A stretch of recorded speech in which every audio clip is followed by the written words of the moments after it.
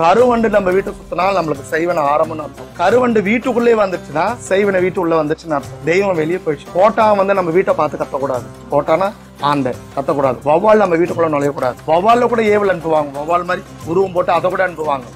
மாடு மாதிரி செய்வாங்க, குதிரை மாதிரி செய்வாங்க. வௌவால் வீட்டுக்குள்ள வரக்கூடாதுன்னா கனவுல வரக்கூடாதா இல்ல வீட்டுக்குள்ளே நேராவே வரக்கூடாது. வரக்கூடாது. வந்துச்சுன்னா அவங்களுக்கு கொஞ்சம் கொஞ்சம் அழிவு காலம் ஆரம்பம் இருக்கும். அவங்க என்ன பண்ணணும் அடுத்து? உடனே அவங்க குல தெய்வத்துக்கு போகணும். தெய்வத்துக்கு போயிட்டு செய்ய வேண்டிய பரிகாரம். இந்த அம்மனுக்கு பாலாபிஷேகம் பண்ணலாம். இந்த அம்மாவை வணங்கலாம். நல்லவங்ககிட்ட போயிட்டு என்னம்மா இந்த மாதிரி வௌவாலுக்கு வந்துருக்கு, இது யாருன்னா ஏவி விட்டாங்களா இல்ல தானா வந்ததா அப்படின்னு கேட்டா அதுக்கேற்ற மாதிரி நம்ம சொன்னோம். அதுக்கேற்ற மாதிரி செஞ்சிடும். நிறைய பேரால இங்க வர முடியாத வாய்ப்பும் இருக்கும். அவங்க வேற என்ன பண்ணலாம்? 7 அம்மன் வர முடியல. 7 அம்மன் கோயிலுக்கு போயிட்டு 7 அம்மனுக்கும் பால் வாங்கி கொடுக்க சொல்லுங்க. அபிஷேகம் பண்ண சொல்லுங்க. அந்த பாலே நம்மளுக்கு எல்லா தோஷமும் நம்மளுக்கு வாழ்க்கையில அடுத்தடுத்து அடி வாங்கிக்கிட்டே இருக்காங்க. அவங்க என்ன பண்ணணும்? அந்த நேரம் கண்டிப்பா அவங்க வீட்டுல செத்தவங்க முன்னோர்கள் கண்டிப்பா உதவி செய்வாங்கம்மா. செய்யாம இருக்க மாட்டாங்க. கண்டிப்பா யார் மனசுல பூந்து எங்கன்னா போய் பாருங்கன்னு கண்டிப்பா போக வைப்பாங்க. அந்த அறிகுறி எங்கேயாவது காமிச்சு கண்டிப்பா காட்டுவாங்க.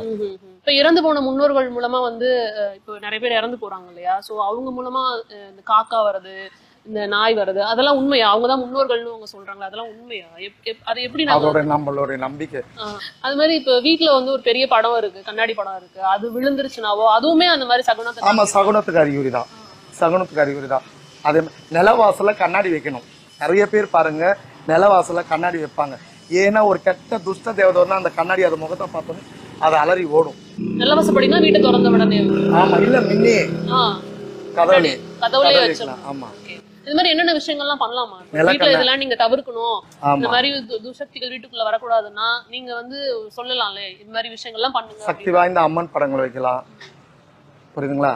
அங்காளம்மா படம் வைக்கலாம், சுந்தரமுறை கடவுள் விநாயகர் படம் வைக்கலாம். இப்போ அவங்களுடைய மதத்திலும் அவங்கவுங்க வைப்பாங்க, வைக்கலாம். யாராதான் சரி, எந்த மதத்துக்காரரும் நில கண்ணாடி வச்சா நல்லது.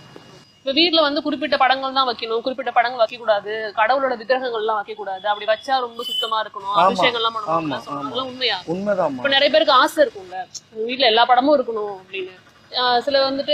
சில பேர் நாகம் வைக்கிற படமே வைக்க மாட்டாங்க, புரியுதுங்களா? சில பேர் விக்கிரகம் வச்சு அதை தான் குழந்தையாவே சாமி கும்பிடுவாங்க. சில பேர், நிறைய பேர் கும்பிடுவாங்க. நானே பார்த்துருக்கேன். இப்போ பாலாம்பிகை, திருப்பர சுந்தரி நீங்க கேள்விப்படுவீங்க. அவங்க குழந்தைதான்.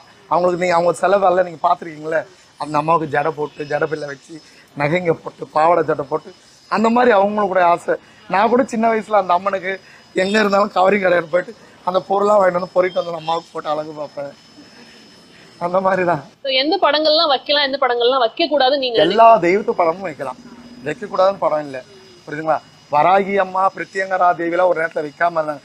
ஆனா இன்னைக்கு அவங்களுடைய வழிமுறைகள், அவங்களுடைய விரத காலங்கள் எப்படி இருக்கலாம்னு பார்த்துட்டு இப்ப எல்லாருமே வைக்கிறாங்க, எல்லாருமே பூஜை பண்றாங்க, எல்லாருமே கும்பிடுறாங்க.